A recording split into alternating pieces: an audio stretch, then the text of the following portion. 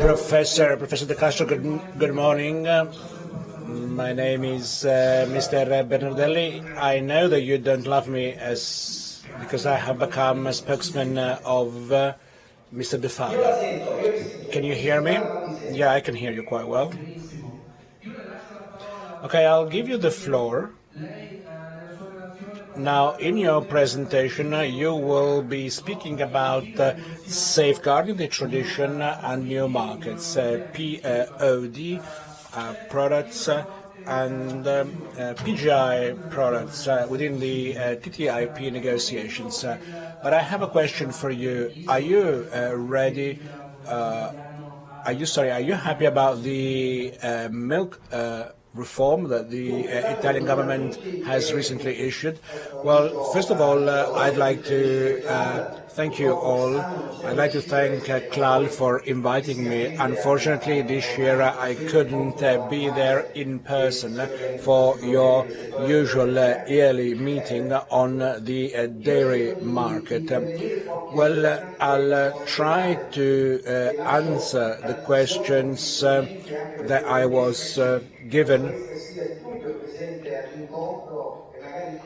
Miss Di Gubbio is there with you, and perhaps she will give you something about the content of my presentation. So perhaps I'd rather, instead of making a formal presentation, I'd like to answer the questions you made. Well, first of all, the milk package. We are working on a second milk package, and we are working on the work that Jim Nicholson made. He is the author of the first milk package, where we managed to include the production planning, which was, I believe, was one of the most important results of that EU regulation.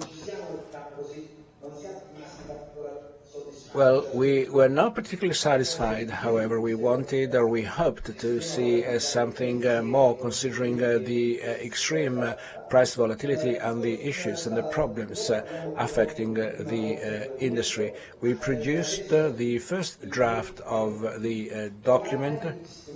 Now, at this point, we need to be able to understand what tools, what instruments are to be introduced to help companies manage the issues in a more efficient manner. Like, for instance, volatility with all the related problems you know quite well. So there is a debate ongoing, there are discussions ongoing, and you might imagine that the discussions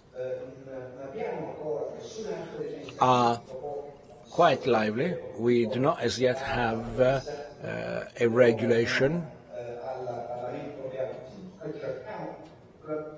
So we keep talking about this with Commissioner Hogan, but we don't have a regulation at the moment.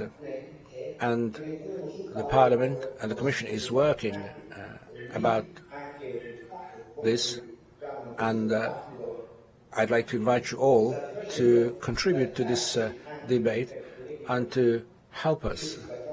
So I also would like to turn this appeal also to our French and our Spanish friends who are well aware about the need to find a way to manage risks. Now, as to your question about the Italian government and what the Italian government is doing, well, I think that what the government is doing can help us manage the post-quota situation. But I think that Europe itself should be able to adopt an instrument to manage the situation after the closure of the quotas.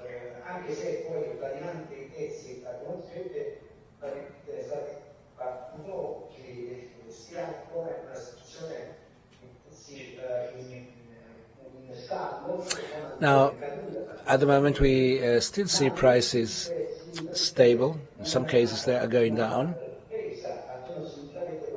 But at least if you look at the economic scenario outside of Europe, we see that there is some kind of recovery coming and political decisions should take into account the market trends. There was a big debate about the milk package, we call milk package bis, but then we need to be very careful to avoid situations whereby the price of milk goes down. Now, there are some novelties as far as the agri-food market. Yesterday, we had a vote on the Bertrand report, which collected the opinion of the Commission, but also the opinion of the Agricultural Commissioner. The report was approved with a big majority, only 17 votes against. In June, during the next Parliament session in Strasbourg,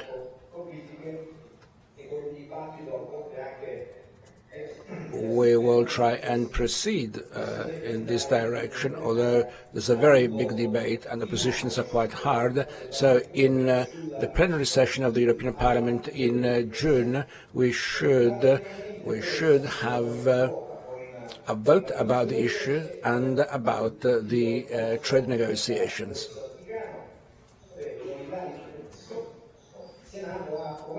Now, the American Senate approved the fast track for the TTIP negotiations. This is very important because there were times which were very difficult for the negotiations because of the attitude of the American Senate, whereas the American Senate now has approved the fast track. So now it's up to the European Parliament to express its favourable opinion. But the parliamentary procedures to get to the final vote have been done.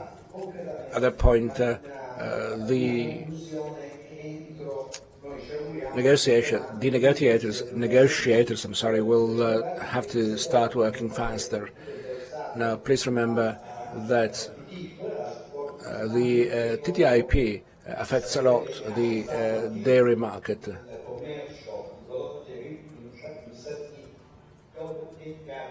Now, you know that we export some 15 billion euros of products and we import 9 billion euros of products from the United States, so there is a positive trade balance for Europe.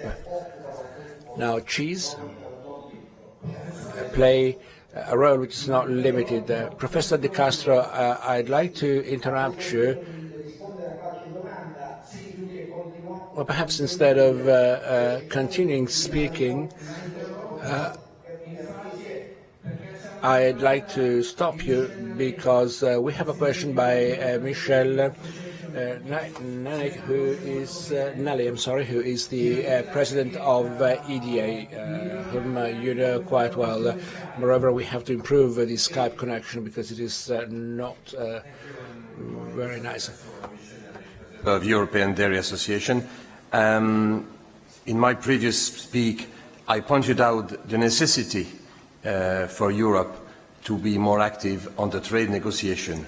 You have mentioned the volumes that are exported to US, and it is a fact, and there's no problem, but US is not the whole world.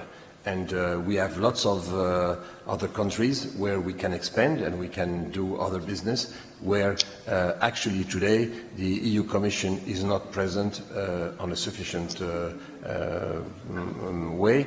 If you take Japan, we're talking about Japan agreement for ages. If you take other countries from ASEAN, there's a lot of opportunities that we can develop, and we are doing nothing. My next neighbour here, which is representing Frontiera and New Zealand, they've made, for example, a small example of agreement between New Zealand and Taiwan, for example, and they can increase, they decreased their tariff levies on the cream. So now the cream coming from New Zealand is having a benefit compared to the cream that we are exporting from Europe. So this is, and we have loads of examples at the European level to show that it is a priority. I understand that the dairy package and all these things is important for the global farming and dairy sector, but for the industry and for the development that we can have, if we have no move on this, I think that we will have difficulties to develop the activity. So I would like you to hear on that, because I'm afraid that for the TTIP, we'll be talking about it for, even with a short track or whatever the terminology is, we will talk about it for many, many years. So I think that as you, representative, if you can help us to push the Commission to go on other markets. Ok, no, la domanda è molto chiara e ringrazio. Well, your question is very clear, and I'd like to thank the EDA, because I believe that this is the view of the majority of the European Commission and of the European Parliament. Now, you know that we approved with a majority of voting the decision to make sure that the Commission becomes more offensive in international agreements, in particular the TTIP. Now, because we believe that there is a potential room for growth of international growth, thus being able to grow European exports. Let me remind you that from this point of view, we had to fight against a strong opposition. Now, let me remind you that the populist anti-European forces in the European Parliament at the moment are around 200 members of Parliament who are almost always against international agreements, against international trade agreements and TTIP. This does not make our work easy. But despite this, we had a positive role not only within the Agricultural Commission, but also within the International Trade Committee. So, of course, when it comes to the European Parliament, there are different parties which are represented there, but at the end we found a majority of the members of Parliament in favour of a greater international presence of Europe and in favour of the TTIP. Well, you know that 1/3 of the world trade is accounted for by the European-American trade. So I welcome your appeal. And I can guarantee you that Europe is willing to do whatever it can. Then when it comes to the TTIP, we know that Americans are also willing to proceed fast. Although we have to consider that in the United States the Obama mandate is coming at an end, and so there might be an overlap between political reasons and commercial reasons. But however, I can guarantee you that the European Parliament is in favour of greater trade, and we are working to make sure that the trade agreement is finalised within 2016. Now, we are doing the same thing with Canada. I think that this opens up more markets. And this is very important at a time when Russia has put a ban on imports. So we need to have a greater opening of the world trade. We need to try and decrease non-tariff barriers. And I hope that the resulting agreement will be beneficial to the dairy market. And so I really hope that we can make it. Now, do you have any question for Professor De Castro? Yes, I guess there is a question here. Roberto Brazzale. Good morning, Professor De Castro. Well, we are almost, at the end of the process. Now, the Russian ban was quite shocking and really was a decisive factor. We speak of volatility, but volatility per se does not exist. Volatility is the effect of a cause, so you cannot fight directly against volatility. It would be impossible. We need to understand what the causes are that prevent us from growing international trade, prevent us from growing wealth, and prevent us from having better prices for milk. And then we had China decreasing their purchase of milk, and because of this we lost some 10% of exports, meaning Europe lost its 10% of its exports in a day.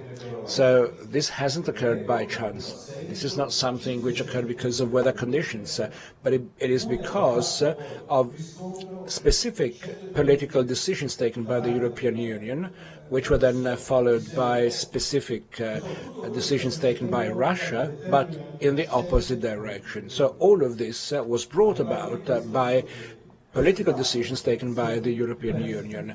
Now, this is affecting prices throughout the world, and for this reason I believe it is interesting to understand how in Brussels and how the Commission of the European Parliament are dealing with these problems. Now, we said that we need to really fight against this gangrene, and whether we have physicians dealing with this big problem. Okay, I have another question for Professor De Castro.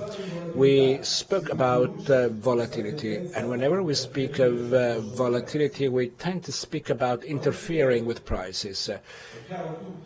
I mean, it's very clear that after the end of EU subsidies, which really absorbed a lot of taxpayers' money and which brought about dumping actions throughout the world, the price of raw materials have, on average, grown. If we net prices of volatility, we would find 40 dollar cent. That would be the price. So the lower the intervention on the part of the European Union, the better. So if you think of dealing with volatility because of low prices, are you perhaps thinking of dealing with volatility also when prices are too high? So thank you very much, first of all, for your question. I do apologize, but after this answer I will have to leave because somebody called me. Now let me remind you that the Russian ban, the Russian embargo was implemented because of the sanctions imposed upon by the European Union. Well, this is a kind of a battle between the EU and Russia, and the price is paid by European citizens and European companies. I mean, however, please remember that we can't accept Mr. Putin to change the borders of Europe without, reacting. So the idea of sanctions against Russia is to avoid having Russia decide what it wants to do. But I'm sure that things will develop in a positive manner. There are news whereby from the 1st of August the ban will be lifted. Now, as far as volatility, we are still making our analysis. The problem concerns not only the dairy industry, but the whole agri-food industry.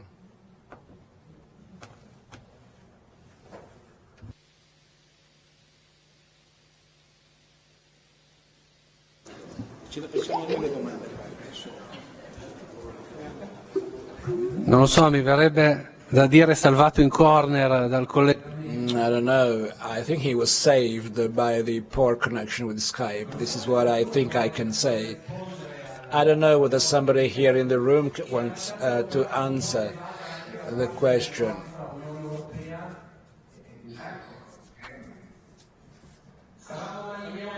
Well, we were kind of making bad comments about you leaving your Skype connection, Professor De Castro. Now, let me complete my answer about price volatility. Now, the price volatility does not affect only the dairy market, but it refers to many other agri-food markets. These are support system, insurance systems. These are systems which can be used to manage risk. There is no intervention like, I don't know, price policy that is adopted here. I don't want to raise any confusion. There's no intention to step in with a price policy. Now, like the Americans did with the Fair Bill, with the latest Fair Bill, they have increased a lot the management tools, and I think that Europe should also go in that direction.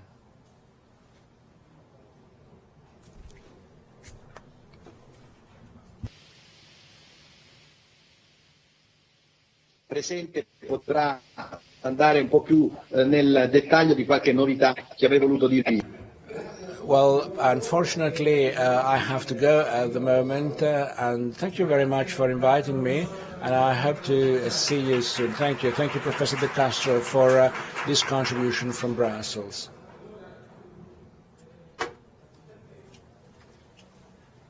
Mi date la linea? Grazie. Mancano 4 minuti, dopo andiamo a